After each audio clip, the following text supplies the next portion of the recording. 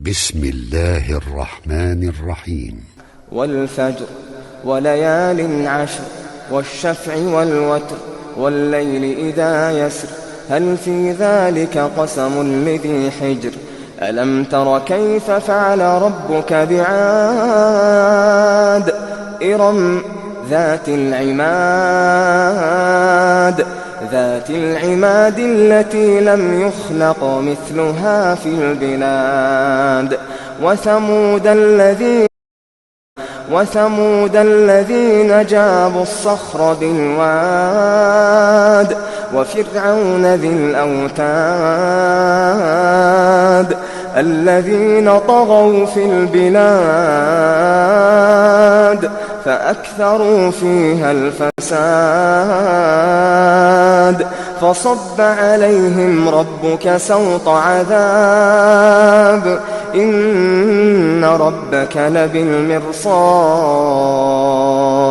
فأما الإنسان إذا ما ابتلاه ربه فأكرمه ونعمه فيقول ربي أكرمن وأما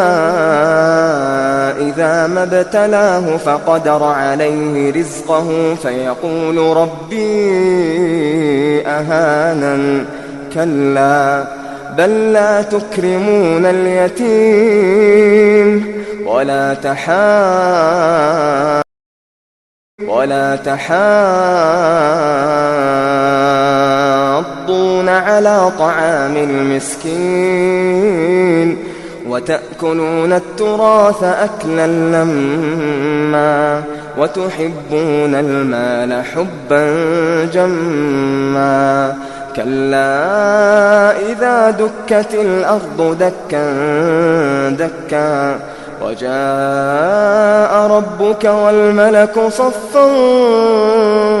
صفا وجيء يومئذ بجهنم يومئذ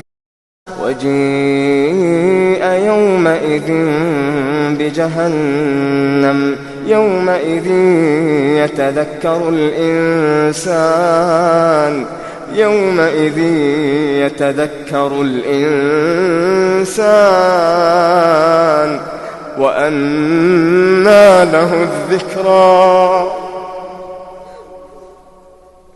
يومئذ يتذكر الإنسان وأنى له الذكرى كلا إذا دكت الأرض دكا دكا إذا دكت الأرض دكا دكا وجاء ربك والملك صفا صفا وجيء يومئذ بجهنم يومئذ يتذكر الإنسان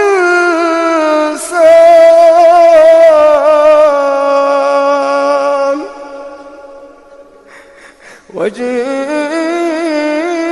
يومئذ بجهنم يومئذ يتذكر الإنسان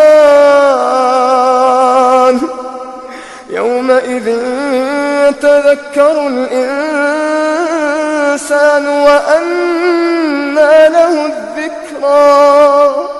يقول يا ليتني قدمت لحياتي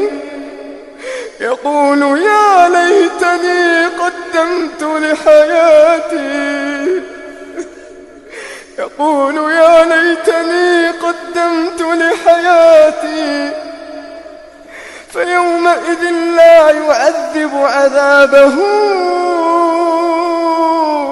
أحد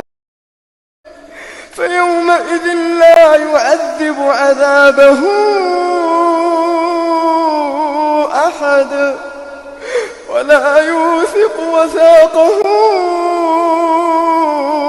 أحد. يا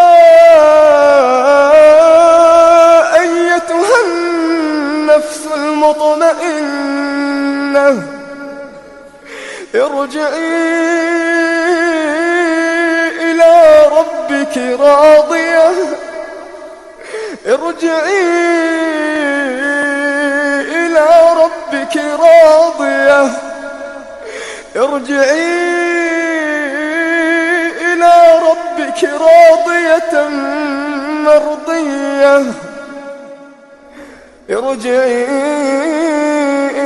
ربك راضية مرضية